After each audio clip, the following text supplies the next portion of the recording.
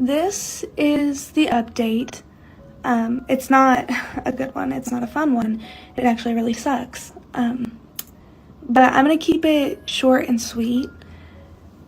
We had a long conversation a couple days ago, my husband and I, and we've come to the conclusion that the best thing for both of us is for this to end. So we are getting a divorce.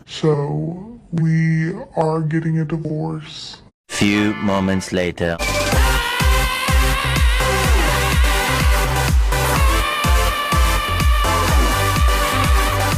Her husband just did the biggest flex in a history of a flex.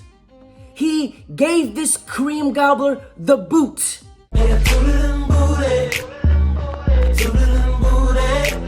And he prevented himself from walking into a slaughterhouse, and he dodged a bullet. And I'm gonna show you right now. Sweetheart, we're married. Consider that a divorce. This is a certified hood classic. To this day. To this day. Oh, pissy. I get this text from my father-in-law. My father-in-law, not my husband. My father-in-law. I get this. So here's the message that her husband wrote to her. In this message, it says, when you get home tonight, I need for you to clean off all the kitchen counters. Put the tools in the utility room. Put the trash on the front porch and sweep and vacuum all of the hard surface floors. That will help Jake and I for tomorrow. Thank you very much in advance. You're the best. You see how the husband respectfully and kindly ask her to do this. He's not telling her, hey, if you don't do this, I'm gonna shove your head down the toilet and drop kick you in the face. Finish her. Mind you, I did not build this house. My husband and my father-in-law built it, mainly my husband. I am very grateful for that. But this is what I come home to after working an entire shift on my feet all day that I now have to clean, even though I did not make this mess. Look at it. I now have to pick up everything off the floor, all of it. I have to clean this entire island, put all of their tools away, clean the entire, all this, everything off the floor. I have to get all of this. This is sawdust because they decided to cut things inside my house. And I have to get this all done tonight before my husband gets home so I can spend time with him. So before I launch, let me say this. I am going to be brutally honest here. And I might just even ruffle some feathers. But ask me if I care. Because I don't give a fuck. This girl is a 4 out of 10 on her best day. And a 1.5 on her worst day. And that I am being very generous. Because if I had a couple shots of tequila, I will tell her the truth and tell you that she looks like a steaming pile of crap, just like I took this morning. And this 4 out of 10 still manages to land herself a man who is not only willing to build her a house, but yet he can actually afford a house. And yet she still finds some kind of way to bitch and complain. This man is literally building her a whole freaking house. But yet, she still complains about cleaning. And look at this mess. This looks like 1 or 2 hours to clean up. And gentlemen, whenever a woman says, what happened? Where did all the men go? Whenever a woman says, where did all the good men go? There's a high chance that she probably got rid of 99.99999.999% of them. Whenever a woman says, where did all the good men go? You simply reply back that the good men are with the good woman, because a healthy relationship, it's not 50-50. That is a bunch of shiza. A good, healthy relationship is when a man and a woman goes 100 100. And fellas, a good, healthy relationship is built on communication and sacrifice. And this cream gobbler of a wife does not want to sacrifice shit. I did not clean the house. You guys really opened my eyes and made me see that like this was not my problem. It's not my thing. There's so much. I bitched to my husband last night and told him that I was really pissed off. And this right here is the biggest problem with many feminists. They sit on their buttocks, writing and posting on social media in air-conditioned, privileged societies. When a man is building a roof over her head, this is a prime example that you never pay attention to a woman's words, you pay attention to a woman's actions. Because this woman said, I'm so busy working at a nail salon, I don't have time to clean. But this is what I come home to after working an entire shift on my feet all day. But yet, she still finds time to go on social media and start bitching about mansplaining. Let me tell you this, sweetheart. In reality, they are women in different countries who work manual labor jobs alongside her husband just so she can support her family. Those women are the real MVP, not some professional cream gobbling feminists sitting at home bitching and complaining on social media about every single inconvenience. I bitched to my husband last night and told him that I was really pissed off. And so I get home today and this is what I come home to. A fully cleaned house. They have a little bit of stuff right here, but that's fine. That's it. They organized all their tools and I didn't have to do a single thing. Either they got the message that was super disrespectful, or they think I'm completely incompetent and they won't ever ask me to do anything again. Either way, win for me. Before I launch, let me share you guys a story about my mom and my dad. My mom and my dad has been married for over 25 plus years. And when I was a little boy growing up, my mom said this statement to me. And at that time, I didn't realize how powerful that statement was until now. So my mom, she works full time and she owns her own nail salon. And every day when she got home from work, she told me this. You know why I work full time?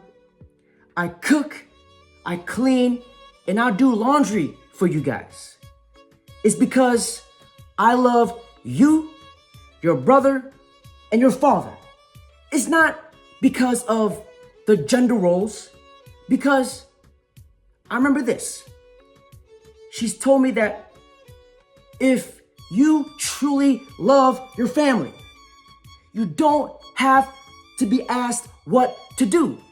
And that is so powerful. And that speaks volumes on how this cream gobbler feels about her family. Because I bet you, if this woman sat down and communicated with her husband, instead of acting like a child, going on TikTok, running her mouth, getting validation from this crazy feminist, her marriage would still exist and she would still have her house. But no, she wanted to go on TikTok.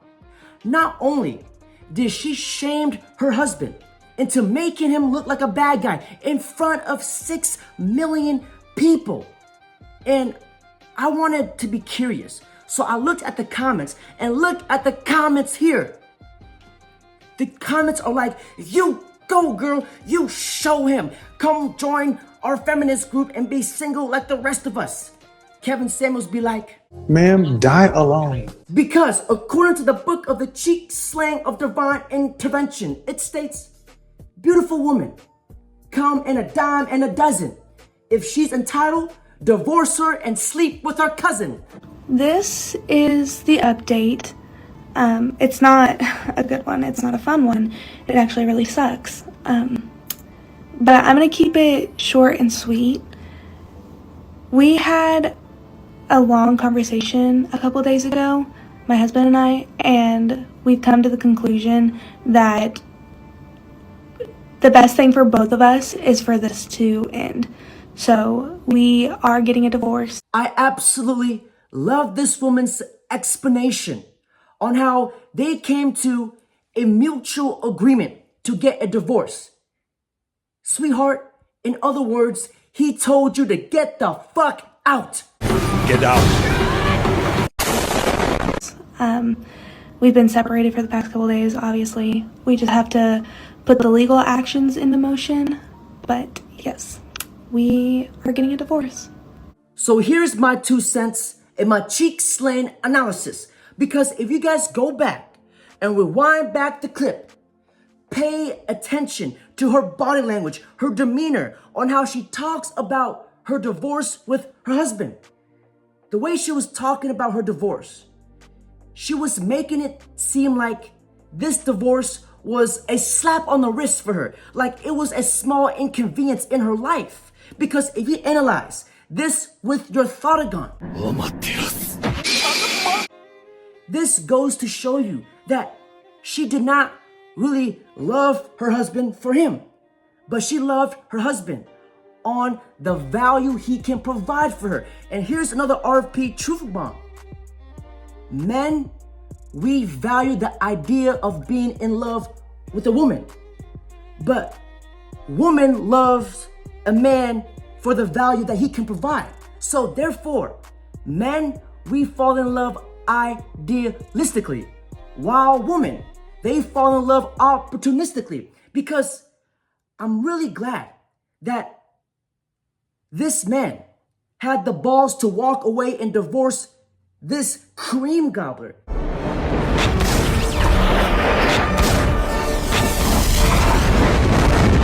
Not only do I applaud this man, but I am very happy that he divorced his wife. Because can you guys imagine if he got the kids involved and had kids with her? He would be paying child support for 18 years. And fellas, not only did this man dodge the bullet, he avoided getting his head ripped off by a great white shark. If I were to give this lady a letter grade on how great of a wife she would be, the letter A being an absolute sweetheart, the best wife ever, and the letter F being the absolute worst, a catastrophe, a son of a shit, I would not even give this woman an F. I will give her the letter G. G as in good Lord have mercy. G as in God awful. G as in God please save us all. G as in ghost that bitch. Because here's the thing, when she said, And I now have to clean even though I did not make this mess. oh, I didn't make this mess, why should I clean it? That is something my little nephew would say, that little crotch goblin. Fucking kick! And here's the thing, modern women today, they want to be treated like children, but at the same time, want to be respected like adults. If this woman was my wife, I will give her a flying knee to the face. Everybody was kung fu fighting.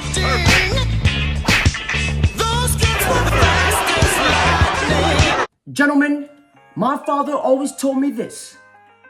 The biggest mistake a man can do is to marry the wrong person. And now that I think of it, I think one of my friends married the wrong person, because I remember one time I called my friend to see if I can come over, shoot some shit, play Call of Duty, do guy things. And he told me, oh, you can't come over. My wife is mad at me because I didn't clean the house. I have the maids over. And I simply said to him, bro, I think you married the wrong person. You should have married one of those maids, because at least she cooks and she cleans. And fellas, that's it for today's video.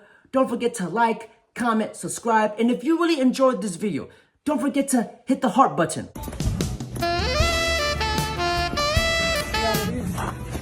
Mama, are you okay? Come on, Mama. Dad.